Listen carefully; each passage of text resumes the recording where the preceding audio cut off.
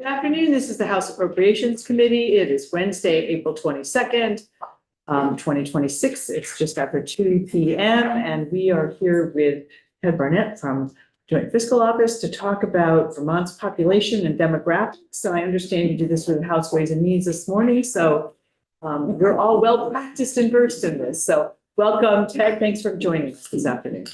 Of course, happy to continue the Demographics Roadshow this afternoon. So this is a slide version of an issue brief that was just published on the JFO website. So periodically, JFO takes demographics estimates reflective of July 1 of a specific year and writes them up and presents considerations and talks through some general demographic trends in Vermont. And so this slide deck is reflective of the data as of July 1, 24. There are some preliminary data available for 2025, and I'll talk about those too. The other thing I will flag is because part of this work intersects with federal actions on immigration. I want to flag again that this, JFO's role in the process and obviously not making policy recommendations or anything like that. And just want to flag that that's obviously a sensitive political subject before diving in. So the highlights.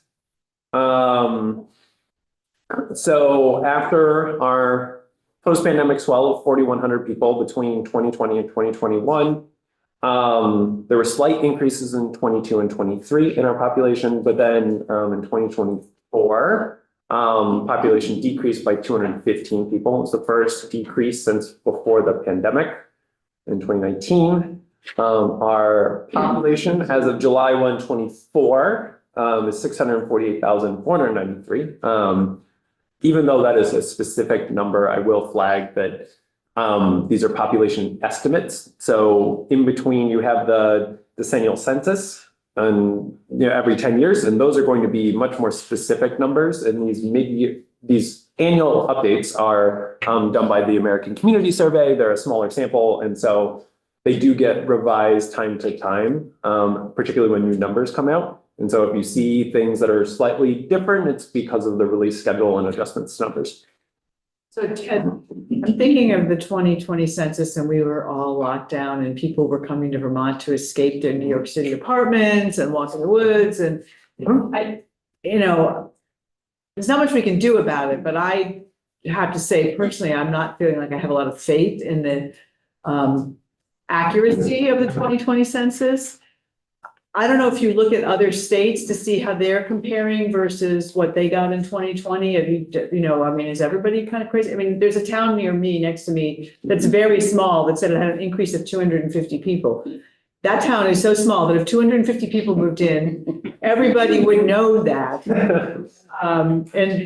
So it just didn't make any sense. So, it's hard to say how well do you trust this because it's all we've got to start in 2020. Do you have any sense of if other states are also having some of those potential inaccuracies? And do you feel like now that we're using the other, the community sense survey and all that, that we're maybe getting more accurate figures now? Those are good questions. And I'm going to try and think through some potential responses. First, what I would say is particularly as you zoom into like the town and county level, there's quite a bit of noise, a large margin of error on those estimates. And so if you're seeing 250 people in that estimate, I would also recommend looking at the margin of error because it could be quite large and it could be anywhere from, 40, 50 people to 400 people. And that's what the census is saying, the range is. And so that's one piece of it. Another piece is I've seen Art Wolf in the news. He's an economist, University of Vermont, who does a lot of work on this subject. And he has advanced the argument, right, that we were picking up a lot of folks who were reporting in the 2020 census their residence in Vermont, regardless of the permanence of that residence. And that's why we might, as we're seeing kind of this last bullet, starting to see some declines. It's reflective of, folks weren't necessarily sure what was happening in 2020 in terms of where they were living, where they were going to live. Vermont is, at least in the 2024 to 25, and to some extent in the 2024 data, certainly, well, population declines. In the 2024 to 2025, I know for sure that Vermont has kind of experienced the largest percentage decline Right. in population. So that kind of maybe there was a bit of a overstatement and then we're regressing. I don't know. It's hard to tell, but I think there are some potential pieces in the data that indicate that that might be part of the story. Yeah. Yeah. Thank you. The preliminary results for 2025, as I said, show that between 24 and 25, Vermont's population fell by 1,800 people approximately. And that's starting to erode the population increase that occurred right after the pandemic, if you're looking at the face of the statistics. So between those 2020 and 2025, the overall increase in population is 1,500 people. So really maybe leans towards the pandemic being kind of a one-time event as opposed to a more durable trend. But that is, we will. Got a question? Sure. So how do they do the estimate? What's the methodology? I would have to dig more into this survey, but it's partly, so part of it is they are looking at, for example, there are different components of change that they are looking at. And so it can be anything from getting statistics from the Department of Health, who's collecting vital records on births and deaths, right? That's a component of population change. Looking at larger data sets that may not be specific to Vermont on immigration, right? For example, on apportioning those to Vermont, probably there's, as part of the American Community Survey, right? That's the American Community Survey is much larger than simply just where folks are living, but they're collecting that data as a part of that survey work. I will dig into the census very helpfully, publishes a much more fulsome exposition of their methodology, and I'd be happy to. Don't worry, I can always look, I'll check AI and see what it says on. We have a joint fiscal. I don't trust AI that well yet. So they're not doing like a random sample and then using the statistics based on normal population in order to come up with something like that. They're gathering data from a variety of sources and putting it in there. For the population estimates, yes. The American Community Survey itself is the methodology to describe. There's a certain sample that they're drawing from Vermonters and making sure that that sample is reflective of what we know about demographics for age, sex, et cetera, being normalized. So yes, there's a couple of different pieces that go into it, and we're making sure they all line up and present an accurate picture. Yeah. Thanks. So the first piece I'm going to go through is talking about net migration versus overall population change. In reporting demographic changes, you will hear people report different results. They might say a certain number of people moved to Vermont, but that's only one component of overall population change. And so this is one of my favorite. I don't know why I get so excited about it, but I do like it. This table shows, it's called components of population change, and the census does it for every state, and it breaks the overall population change into 4 components. You have births and deaths, which the difference between births and deaths, that net change is referred to as the natural change in population. And then you have international and domestic migration on net, and that's net migration. And so you can look, it goes under the hood to show how different aspects of demographics contributes to the headline number of change. And both in 2023 and 2020, or from 23 to 24, and then from 2020 to 2024, the natural change in Vermont was negative, meaning that there were unfortunately more deaths than births. And we'll talk a little bit more about that later, but it is reflective of kind of post-pandemic trends, and we're not an outlier here. Birth rates are declining nationally. And then have a question here. I think that last comment it's kind of where we have to put this into perspective. I mean, I could pick up a paper or website anywhere. Florida was the most recent one, where people of a certain demographic are moving out. And there's negative growth in Florida after decades of at least the stereotype of people moving there. And I just wonder what that means for our policy conversations overall. When we say we need to, I mean, we've had some programs that say, ooh, we need to offer $10,000 for you to move here.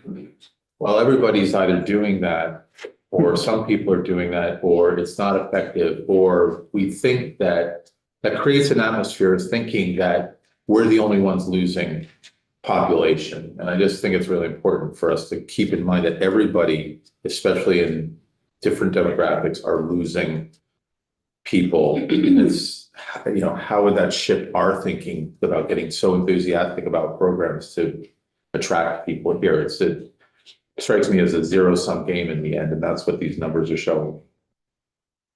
That is a good point. I think, right, like when looking at these data, it's very easy to jump to conclusions about why people are doing what they're doing in terms of where they're moving or whatever is happening. And, you know, I think the data on investigating various reasons why people move are certainly mixed. You know, I think people talk about affordability or also all sorts of considerations here, but you know, at the end of the day, people are making lifestyle choices and what is the best fit for them kind of holistically.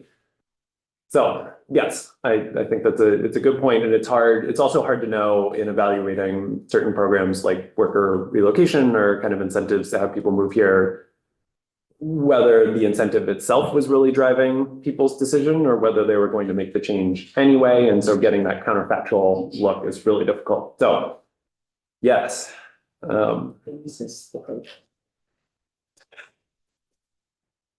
and this was, this was also that program in particular was certainly a spirited conversation Ways and Means this morning. Yes.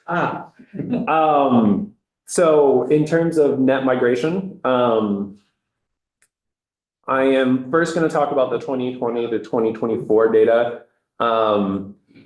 What I thought was interesting here is that both international and domestic migration, immigration to Vermont, were roughly equal contributors to Vermont's population change from 2020 to 2024. I think we heard a lot in the news about domestic immigration, folks moving as climate refugees or, you know, moving out of cities into more rural areas, taking advantage of Vermont's clean air and open spaces.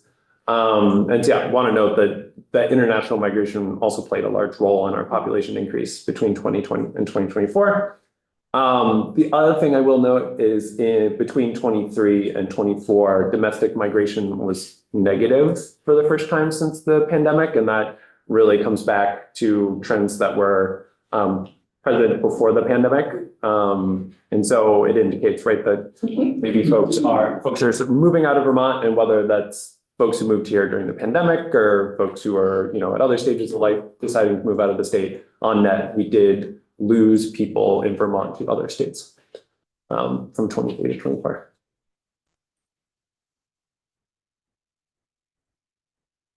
So this is a lot of words that summarizes a lot of the things I said on the previous slide.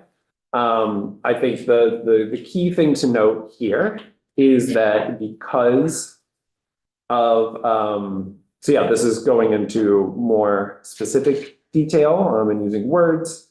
I will skip to the next slide and highlight that without any in-migration, either domestic or international migration, because of the decrease in natural change in population, right? So the fact that we had more deaths than births, without any sort of in-migration, Vermont's population would have decreased by more than 1,700 from 23 to 24. And overall, as I mentioned, that immigration was especially important to the post-pandemic spike in Vermont's population.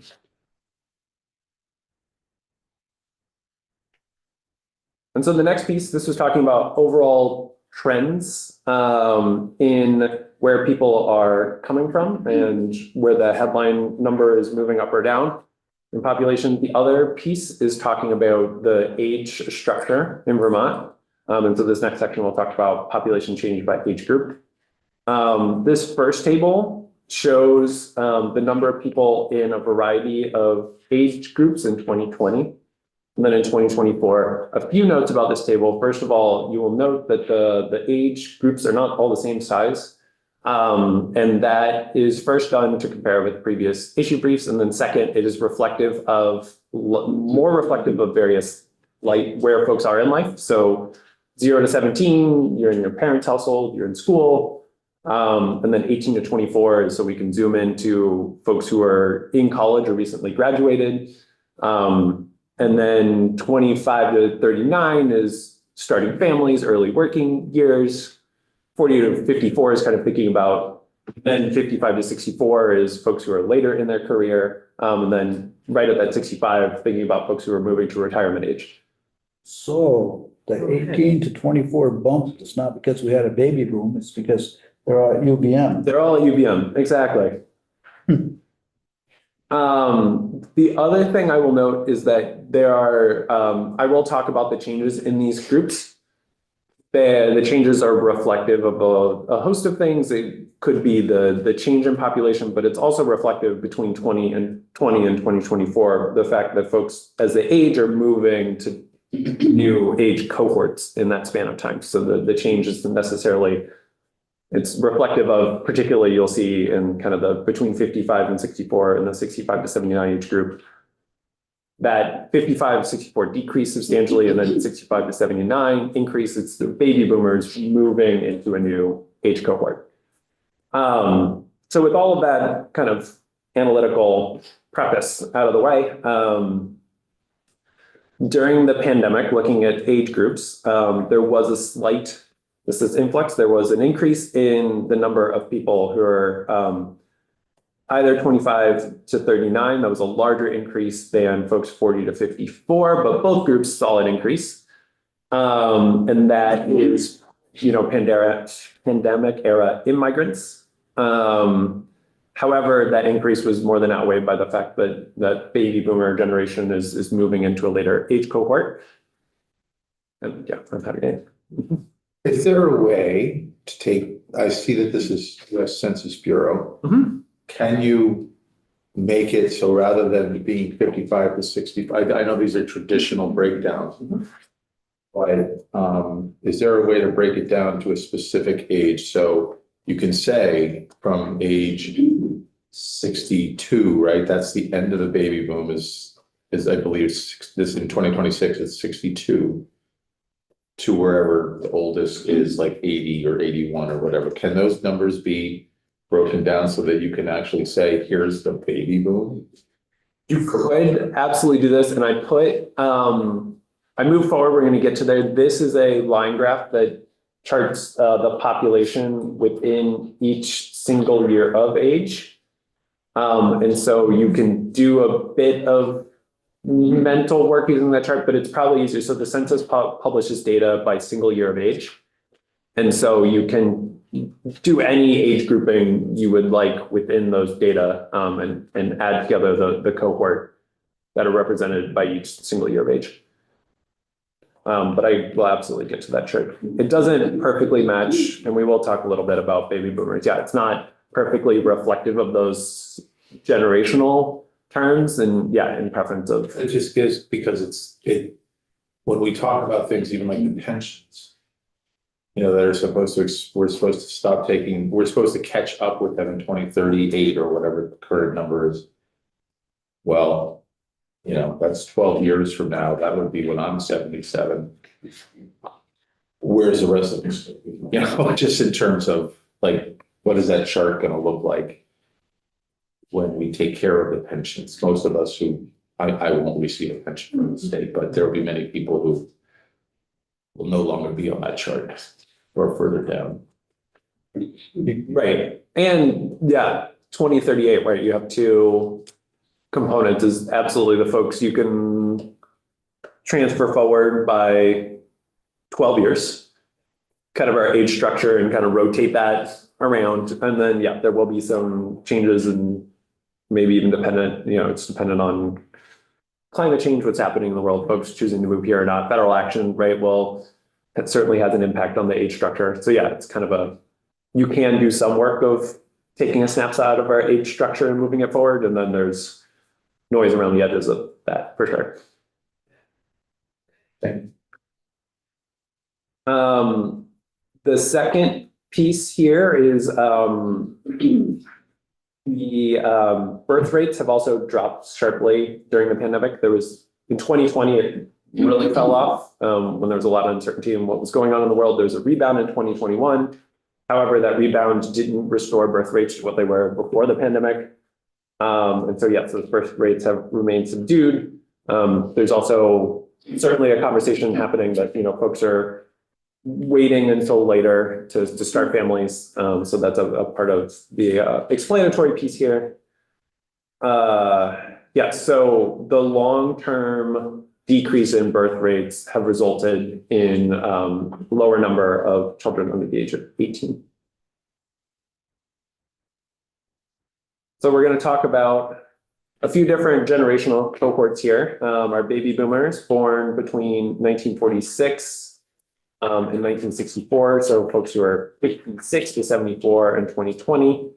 The key piece here, and we'll see it visually, is that as folks in this cohort age, they will move into the 65 to 79 cohort beyond traditional working years. And so as there are a number of possible ramifications of that structure in terms of tax revenue collections, the type of social supports that are needed, the overall, this used to be, during the Biden administration, kind of this infrastructure conversation around, care and making sure folks are able to be supported in their older years.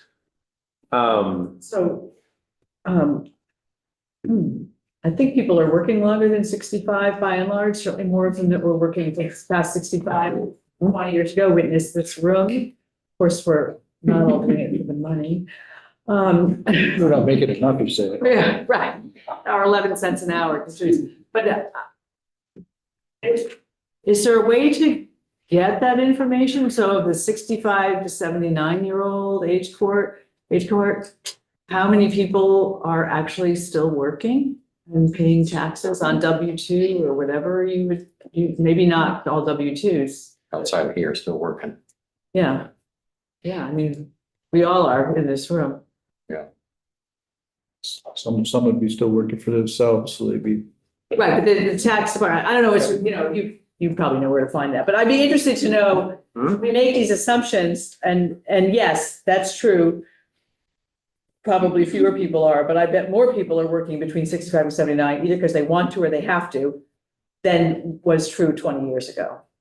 Interesting. Yeah, I know. I'm sure there's data that I could find for you all. Yeah, let me do a little digging. It's a good question. We're all a little sensitive to that. Well, I think it would be, especially because there's opportunities to work at home online now. And especially with some of the older folks that have expertise or knowledge that. Consulting or whatever, yeah. Consulting. But it would show up in their taxes somehow, I would think. Oh, yeah. Yeah, I've seen that. Yeah, Yeah. so anyway, just a thought. Yes, and I wonder how it'll compare. I know the pandemic. I saw reporting on it, so I don't want to quote it as absolutely hard fact, but I know during the pandemic, a lot of folks took the pandemic as an excuse to leave the workforce at the end, right? And start an early retirement or what have you. And so, yeah, no, there's all sorts of things There's happening. that too, but I mean, I'm also, maybe I'm a little more sensitive because there was a rather offensive opinion piece by a Yale professor in the New York Times yesterday that basically said that the older generation needs to move out of their homes and stop working. to make room for all the young people, because we've had our time and now we should just like get out of the way. Unbelievable, unbelievable. I was floored. Wow. Wasn't an economist? How It's floored gonna you- solve the housing crisis. Oh, yeah, that's part of the problem. Like, never mind if there's no place for people to move to, but you know, and that's across the country. This is not about Vermont. It was quite something. I will send it to you. Yeah, well, I asked about economists because they don't have the greatest reputation for sensitivity always. Yeah, I would say he didn't. He was a professor, and maybe he's an economist. What, you say Yale? I read, Yeah. I don't remember. Here's the problem. What? Oh, that's not.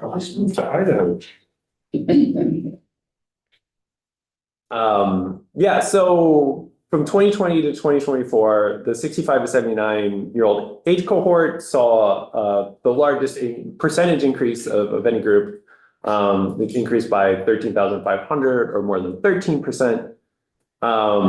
And so this, putting this in context, with the overall population gain, it was more than double of the population gain over that time. So it's a large impact. It is, you know, reflective of our structure and folks in the baby boomer cohort, aging into that next age cohort. Next is Gen X, and the largest decline by age group between 2020 and 2024 was among folks who are 55 to 64. It includes many of the younger baby boomers and older Gen Xers. And so thinking, you know, with the caveat that, you know, folks are making different decisions and, you know, we, in the presentation, say traditional working years, right? Like what is the impact as folks either, you know, move out of the full-time labor force or either retire or finding part-time consulting work, right? It's certainly a change in lifestyle. And so, yes, there's a question of how that'll impact a whole host of things, but particularly income tax collections. Well, right, I guess that's what I was thinking, is that this is people who are usually highest earning years and it's precisely when people are moving away. And I wonder if they're moving away for job opportunities, or, you know, people that age don't necessarily have grandchildren, you know, they might, but I'm just curious about why that particular group is leaving. And yes, it is it's a good question. We don't unfortunately have like a exit poll to ask people, you know, if they're moving elsewhere, why are they doing so? We could have realtors do that. We could, You know, it would be really great if we could have realtors do that. Collect that data, because they're the ones talking to everybody. Well, if we had, And then we if we could- had a toll booth, we could just ask anybody with a U-Haul.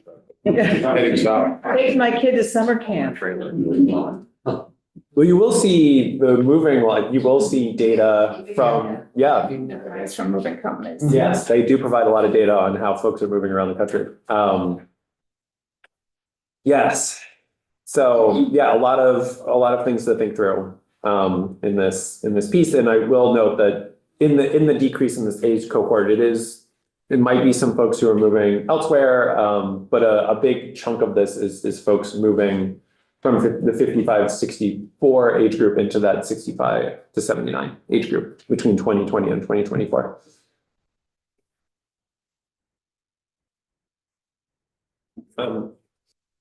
Yeah, I'm just curious if some of this is the result of pandemic, people who retired early, moved somewhere else. You know, they didn't really like their job. They really didn't want to work at that, and they moved to Florida, North Carolina, somewhere else. There were a lot of people, I think the pandemic inspired, right, as why am I blanking on the term, and the labor market, it was like the great reorganization, essentially saying, Yeah. that, you know, like the pandemic really inspired people to look at their life situation and either, you know, make a professional change or a location change. It was really a motivating event for a lot of changes in demographics. So yeah, I think that's, a piece of it for sure. young and middle-aged Vermonters. So there was an increase in this 25 to 39 age group, and a little different from the previous age cohorts where the changes in the numbers were more reflective of folks that aging between different age cohorts. This change is more likely explained by migration during the pandemic. I will show you in the chart that I flashed on the screen, the line chart by single year of age illustrates the difference there. So I will go into more detail later on. And then this slide is talking about showing how declining birth rates are showing up in subgroups within that 0 to 17 category. And so both the number of very young children and the number of school-age children dropped from 2020 to 2024. Now, isn't it kind of interesting to compare all this to what the national numbers are? Because aren't the nationally the birth rates are dropping? Yes. So we have to look at this and say, it's not just us, we're not special this way. To understand that bigger context, because in more developed countries for a while now, the birth rates have been declining. Exactly.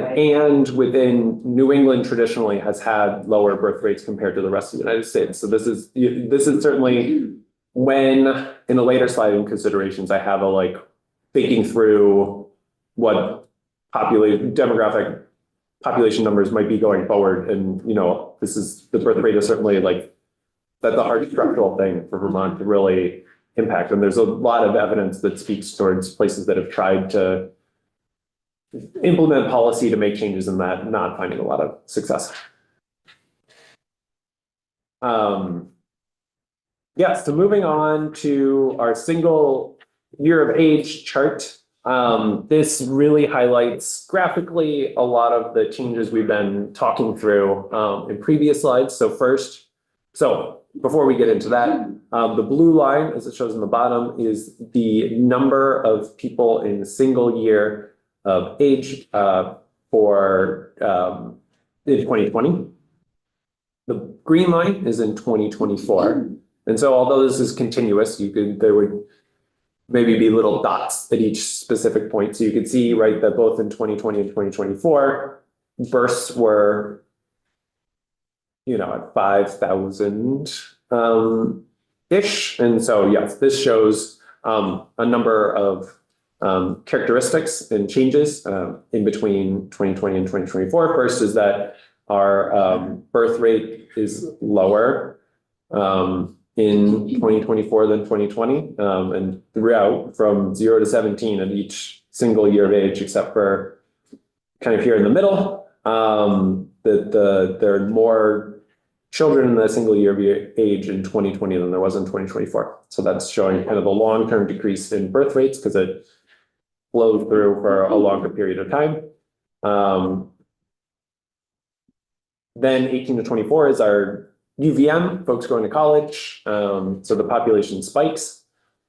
And then from 25 to 39, you could see 2024 move ahead of 2020 in their later 20s. A lot of folks move to Vermont and that line is higher. The reason we can kind of tease it out is there's no, this bump, unlike later in the graph, there's no corresponding bump in 2020 that would just move forward. So we could see that these are new people. And so later on, right, you could see the cohort. If you look at the graph in 2020, where my cursor is here, it almost looks like you've copied and pasted and just rotated the graph around by 4 years, essentially. And so the structure of that population trend here from 2020, just move it forward 4 years and it kind of rotates and looks very similar. And so this is highlighting graphically the trends we went through in previous slides. It's a fun chart. I like it. Yeah, I think that's really helpful to see that way. So if you want to know, Vermont is second from the last out of 51, counting the district, well, if you count just states, Vermont has the lowest birth rate, 41.7 according to AI. Only the District of Columbia, number 51 is less. And the highest is South Dakota, 66.7. So we got a 20 spread. Mhm. But nationally, overall, it's a declining birth rate. Yeah. Yes, definitely. And I will find, I know there's a graph certainly of declining birth rates, and it's, yeah. Certainly a long-term trend. This next chart shows, so the last graph was single year of age. This is collapsing our population back into the age cohorts we were working with earlier, and it shows each cohort, their share of Vermont's overall population. And it shows it for each single year from 2020 to 2024. The lighter is 2020. It gets darker as you move to 2024. And so in 2020, 0 to 17-year-olds made up 18.5% of Vermont's population, but by 2024, it decreased to 17.4%. The next three age cohorts, relatively stable over that time. However, again, right, the sizable change between folks moving out of that 55 to 64 cohort, moving into the 65 to 79 age cohort, substantial decrease in the first, and then a substantial increase in the 65 to 79. Get older. Exactly. It is, right, there's. Better than the alternative. Exactly. Yes, it is like in thinking through the demographics, right? There are certain parts of it that are just like, you can't argue with the fact that people get older. I won't argue with that. Time marches on. Yes. And so, yes, there were some questions about how certain aspects compare to the United States. The issue brief has, if you prefer to see things visually as opposed to words, there's a chart, a bar chart that makes these comparisons. But Vermont has a lower share of children as a percentage of its overall population compared to the United States, 17.4% to 21.5% for the United States as a whole. Vermont tends to attract, so it has attracted a higher percentage of young people of college age compared to the US overall. It is. Need to keep more of them. And we do keep a fair amount. I mean, we can't expect to get 100%, but we do keep a fair amount. Yes. And Vermont has a smaller share of young middle-aged adults compared to the US overall. And then Vermont has a higher share of folks 55 to 64, only slightly higher. The much higher share should absolutely apply to the 65 to 79 cohort, 17.9% of our population compared to 30.9% to the US overall in that age cohort. And then at age 80 and above, Vermont has a higher share compared to the United States. All that good, clean air. That's right. I being from Florida, you're shoveling snow and whatnot. I imagine it keeps it going. That's Yes, exactly. So some considerations that we certainly hinted towards. The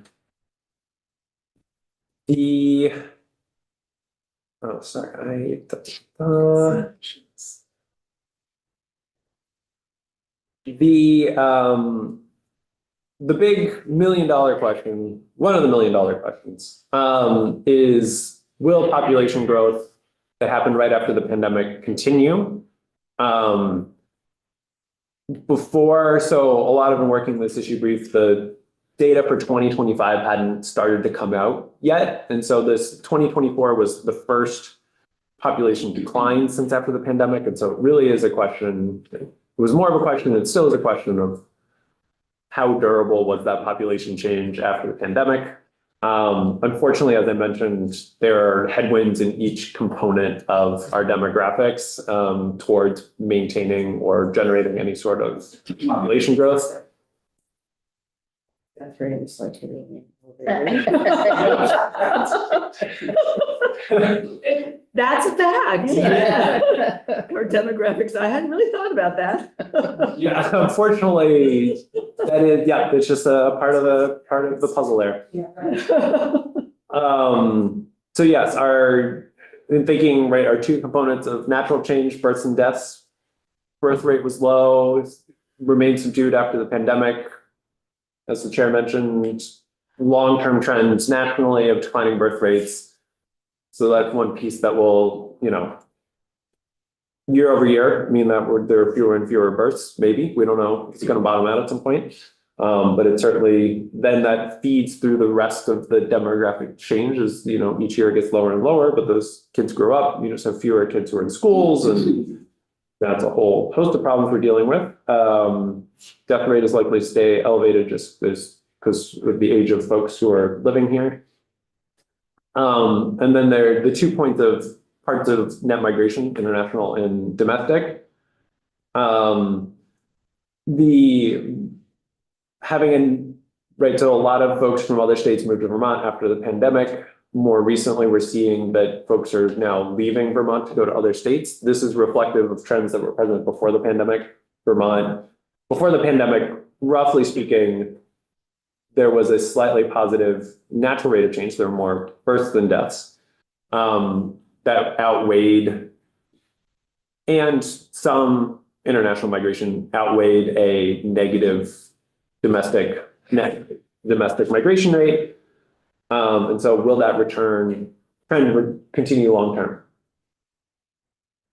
And then have to talk about federal actions in the context of international immigration. I was looking at census data, it's not in the slide deck, but net international migration, this is talking nationwide in 2024, immigrants was 2.7 million in 2024.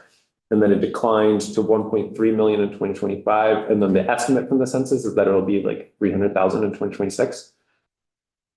And so international migration is certainly one of the sources powering Vermont population change. And so as federal actions make it harder to immigrate here, it will certainly have an impact on their statistics.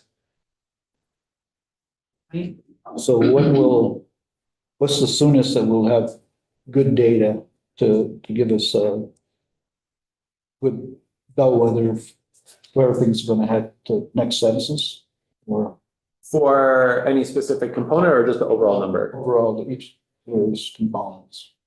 So we have updated data for July 1, 2025. And so we'll incorporate those data into an update to this issue brief over the summer and fall. But those data are available now. And so as I showed in the first slide, from 24 to 25, Vermont lost about 1,800 people. In the specific component I don't remember all of them off the top of my head, but in international net migration, that piece contributed. So there were about 2,000 people who moved here on net from other countries in 2024. In 2025, that number was only 600.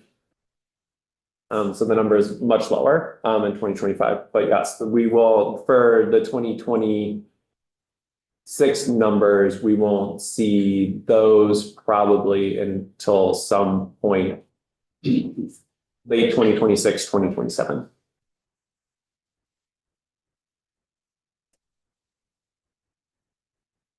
The next consideration is thinking through how demographic changes impact state revenues. So talked a little bit about folks being in their highest earning years later in their career. So the 45 to essentially 64 age groups paid the highest effective tax rate, 3.7%. We're doing a tax study this summer. So there's a coming update to that number. 10-year tax study. A 10-year tax study. Yes, we funded that in the budget, folks. Exactly. So Yes, Thank it's you. in there. Marty has memorized the Senate's budget. Well, I'm reading it, it's in there. Yeah, so among the many exciting things that will be in the 10-year tax study is an update to this number, but it should be around the same ballpark. So as folks in the baby boomer cohort, whether they're either retiring fully or making changes, winding down their hours, changing their professional role, income tax revenue may decline as a result. There may be lower sales tax collections, maybe, right? Depends on a whole host of other factors like inflation and the relative split between spending and goods and services in the economy more broadly. But generally speaking, spending for aging populations shifts away from goods and more into services, healthcare, which services aren't taxed certainly for the sales tax. So that could be a piece as well. And so thinking through how does Vermont's economy best adapt? Vermont, our JFO doesn't make policy recommendations. These are just, if policymakers are concerned about changing demographics, what are some things to think about? One is there are certainly ways to make Vermont attractive to folks living in other states, making sure there's solid infrastructure, folks are able to get healthcare, they have fast internet, right, are able to find housing, and are confident that Vermont is doing its work to withstand impacts of a changing climate. And there's stuff to do in the town they move into, because it's not just about broadband. I had somebody who moved here that worked for me a while ago, who moved from another state, who said, every town ought to have a dance hall. Well, okay, well, I mean, like, there was something to do, and that does become important. Many of them do, but they're for contra dances and.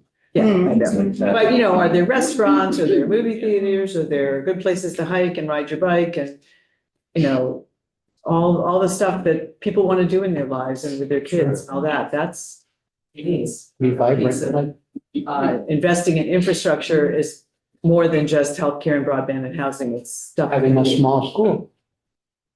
Stuff to do. Oh, Dave. I digress. I get over it.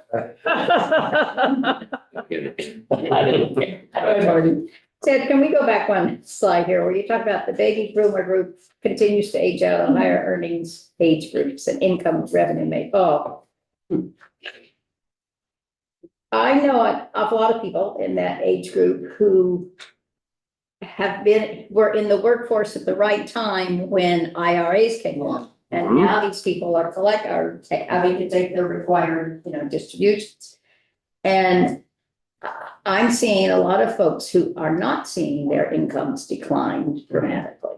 Maybe some, but not dramatically. It's not. I wonder if there's any data that indicates the income range in that age group, how much it is declining over time. Do we see that in income tax receipts?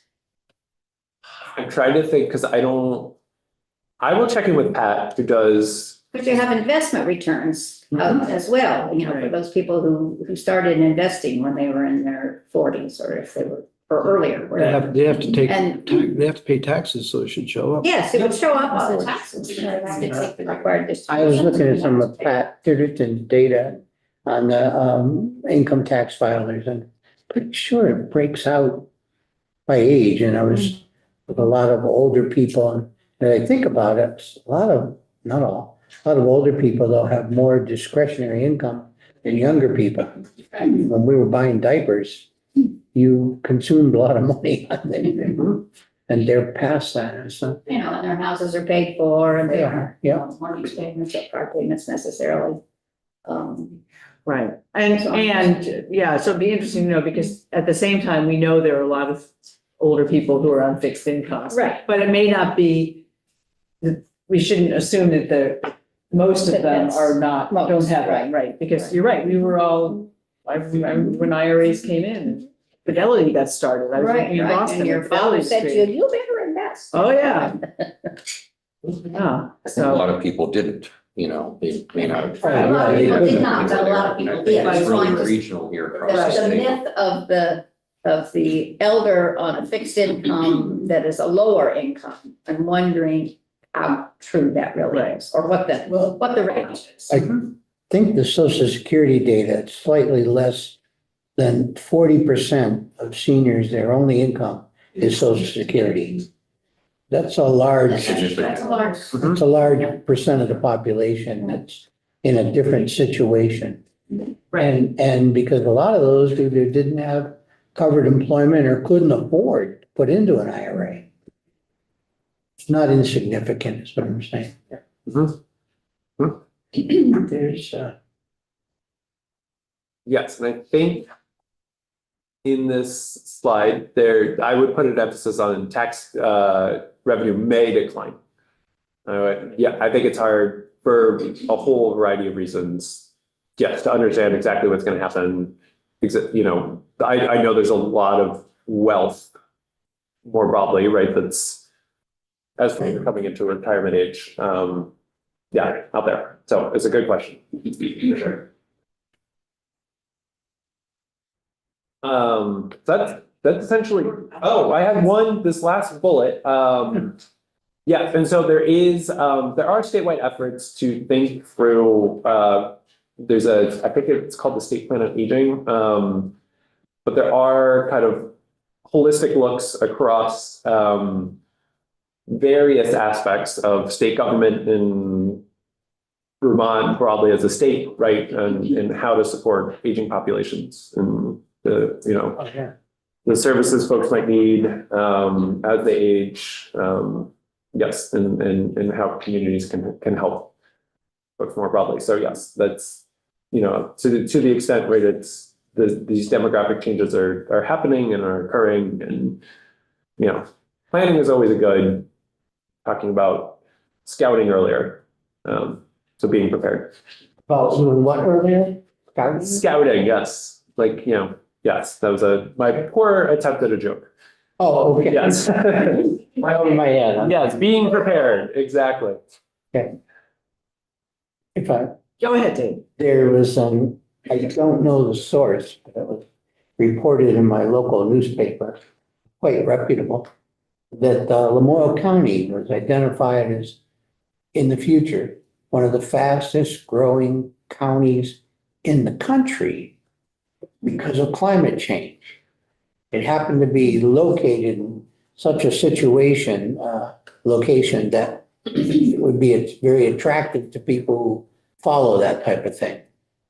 And that made me think about the regional differences in the state. And then counter to that, it could be hard for a community to attract working age adults if you didn't have a birthing center at your local hospital. You might say, gee, Mary, maybe we shouldn't move there because we'll have to travel nearly an hour to have the baby somewhere. And the impact that those kinds of things have on regions of the state. I don't know if we get into the kind of micro data to look at Vermont specifically, saying where are hot or cold spots going to be, and does that matter as far as investments go, state investments? Yes, so that, so we do, so the first piece is it's hard, the micro data are hard, particularly if you're taking them from the US Census, because they are using a sample, they're taking a sample of the population. Once you're looking at changes in population at the county level, there's a pretty large margin of error. And I was playing around and seeing how far I could kind of stretch the margin of error with population changes between different counties, and trying to put counties that normally don't get discussed together in the same box if you look at the margin of error and how things are changing.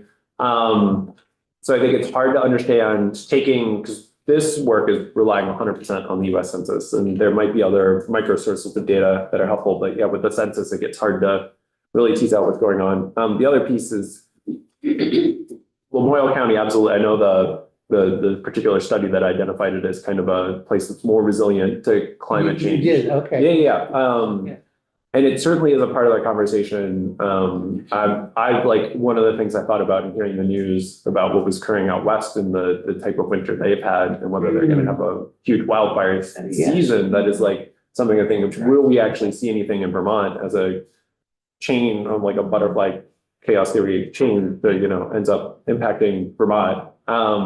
I will say it's certainly, the narrative has changed with the flooding in Vermont in 2023 and 2024. That's like, Vermont was seen as a place that was more isolated, and then it turns out that Mother Nature had other Right, ideas. Yep. Yeah. Yeah, I actually spoke to somebody who moved here from Montana because of wildfires. That's totally anecdotal. I really understand that, but it was. It's not the only one, but. I'm sure it isn't, unless we all talk to the same person, but they're all.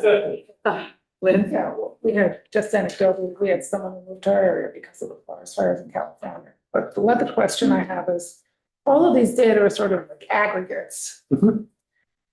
When we talk about Vermont, a lot of times we say we are the best per capita, or we're the lowest per capita, or the highest per capita. None of these are per capita. We change these numbers specifically, and how? So the certain things, so in terms of, We're a The small sense- state. yes, we are We have a absolutely. small population, and that gets into your micro. I mean, per capita, we can have the best of something, or per capita, it sort of skews the data. So some of the things, unfortunately, in looking at these, and that we've talked a little bit in the office, what we might do for this over the summer is do more of a Vermont compared to other, either within the Northeast or nationally, where we fit in on various indicators. For example, the population change in absolute number between 24 and 25, I know for a fact that ours was the largest by percentage terms, not absolute terms, because we're what to us feels very big is obviously in other states not a huge change at all. Vermont experienced the largest population decline in percentage terms in the country. From 24 to 25, it was more from 23 to 24, I think it was did I write it down? So what I wrote down is Vermont's population growth since the pandemic. So in this figure, 2020 to 2024 gained 5,400 people. So that was 39th in the country in percentage terms. So yes, there certainly are some places that converted in percentages and then rank us compared to other states. And I can send some of those data sets if you'd like. We like data. Cool. And so these other things, this is a variation of your presentation, but in the form of a formal fiscal brief, right? So this is the same information presented differently, or is there anything in here that we didn't talk about? There are probably a few things in the issue brief that weren't covered in the slides. The issue brief might have a little more context on certain points than what I covered here in the slides, but in terms of overall structure and a lot of the figures, Yeah. they are pretty similar. Okay. For sure. Figure multiple different ways of showing the information may be helpful. But yeah, more than welcome to go through the issue brief, ask me any questions you have. We do an issue brief annually, to the extent we can, if the data are published in the summer and fall. And I will also note that, absolutely building on the work of Joyce Manchester did these issue briefs for a while. And, she was very helpful as I was learning this and really provided a lot of good analytical work that I could build on. I'm not sure, I'm just looking at the very last page of the issue brief, the back page about how can Vermont's economy best adapt. I'm not sure that was good. So yes, I much abridged that for the slides. There is more detail on the issue. Okay, so it just mentions, actions that have helped us have been the, childcare subsidies. Yes, that's right. You did talk about the infrastructure and broadband and all of that. And then there's a 4-year state plan on aging and, there's, information has gone out from Dr. Jill Bowen, the Commissioner of Dale. I just got something yesterday, I think, or maybe there's an announcement in the newspaper, in one of the news outlets that said they're looking to do another 3-year plan. So they'll be looking for input. I mean, that was a public thing. It wasn't about legislators having to participate, but, so presumably they'll be doing that as well. Dave? No, I was just trying to move my finger. Oh, okay. It was locked in place, forgive me. Oh, no problem. I just don't want Does that once somebody in a wants while. to say something. Representative Noyes, as a matter of fact, this morning in the Rural Caucus talked about how this new plan on the aging is coming out. And actually, I think he's going to have somebody talk about it next week at the Rural Caucus. Oh, good. If you're interested Okay, in terms of that, development of that plan. great. Great. All right, any other questions for Ted? I just wanted to anecdotal, but, Yes. and it's not, certainly it's not. My son plays at a place called The Alchemist in Stowe regularly. And I go there because it's one of the few times I can watch him with the daylight as opposed to at midnight. But he plays earlier in the day. I'm with you. I go frequently and I meet the people that are there and I ask them where they're from. And I'm amazed by the people, they came here because, oh, my kids live near here. My kids went to college and relocated and I want to be near my grandkids. Or I came here on vacation and loved it. And I meet people there from all over, Yeah. but they settled here, Yeah. which surprised, I'm always like, wow, that's great. And every time I go there, I must meet at least 1 or 2 people who Huh. are implants, which is. Yeah, that's great. Stowe is like the highest population of second homes. Well, that's true. State. So, So yeah, you're meeting some of the folks that, yeah, and those, I don't tell them that there might be a tax coming. yeah, well, Stowe just passed that, there's that charter change for 2%, so we'll see. All right, Mike, I'm looking at Mike on the camera there. Do you have any other questions? You youngster, No, I'm you? good, thank you. Keep working. You're in the group that needs to keep living in Vermont. Listen, we need more, more in Yeah, that group. well, I maybe hear you can work on that when your travels with your work.